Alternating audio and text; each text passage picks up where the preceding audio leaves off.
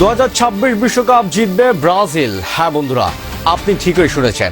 আর এটা কোনো অন্ধ ভক্তের ফাঁকা আওয়াজ কিংবা বুলি নয়, অথবা কোনো রূপকথার কল্পকাহিনী নয়। ফুটবল ইতিহাসের এক অকাট্য, নিখুঁত এবং অবিশ্বাস্য সমীকরণ বলছে এবারে 2026 বিশ্বকাপের সোনালী ট্রফিটা 5 বারের বিশ্ব চ্যাম্পিয়ন ব্রাজিলের ঘরেই যেতে বাধ্য।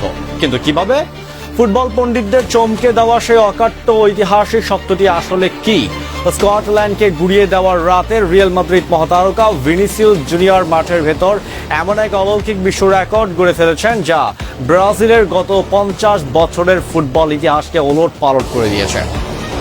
জাইর জিনহো, রোমারিও কিংবা রোনালদো নাজারিওর মতো কিংবদন্তিদের গড়া এক মহাকাব্যিক রাজকীয় পরিসংখ্যানের পুনরাবৃত্তি ঘটিয়ে ফেলেছেন ভিনি। কি সেই অজয় রেকর্ড?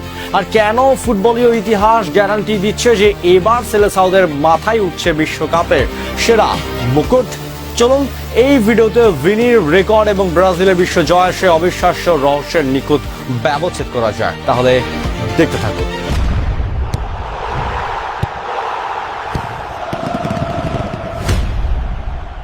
বন্ধুরা, চলতি 2026 বিশ্বকাপে যেন এক অতি মানবীয় রূপ ধারণ করছেন ভিনিসিয়াস জুনিয়র। টুর্নামেন্টে ব্রাজিলের খেলা প্রথম 3টি ম্যাচের নক আউট সবকটিতেই একক দাপটে গোলের দেখা পেয়েছেন এই রিয়াল মাদ্রিদ তারকা। আর গতকাল স্কটল্যান্ডের রক্ষণভাগকে ছিন্ন ভিন্ন করে 2 গোল করার সাথেই তিনি গড়ে ফেলেছেন এক নতুন ইতিহাস।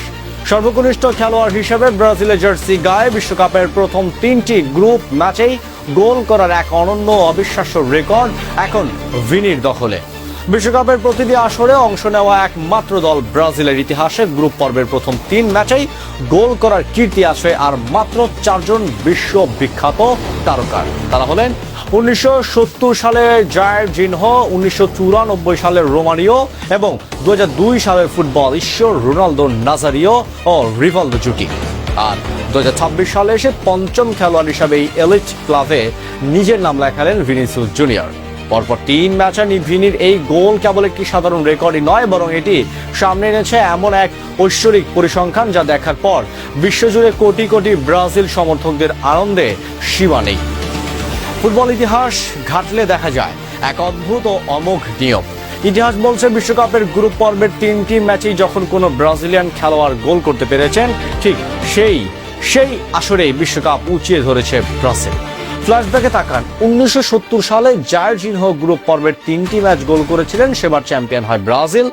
1994 সালেও রোমানিও গ্রুপ পর্বের 3টি ম্যাচে জাল কাঁপিয়েছিলেন, সেবারও ট্রফি হয় ব্রাজিলের ঘরে।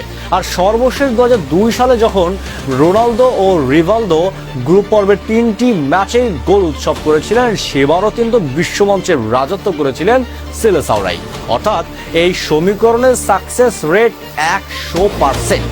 ইতিহাসের জাদুকরী ধারা যদি এবারও অব্যাহত থাকে, তবে ভিনিসিয়াস জুনিয়রের ওপর ভর করে 2026 সালে ব্রাজিলের বহুল প্রতীক্ষিত হেক্সা বা 6ষ্ঠ বিশ্বকাপে শিরোপা জয় এখন কেবলই সময়ের ব্যাপার।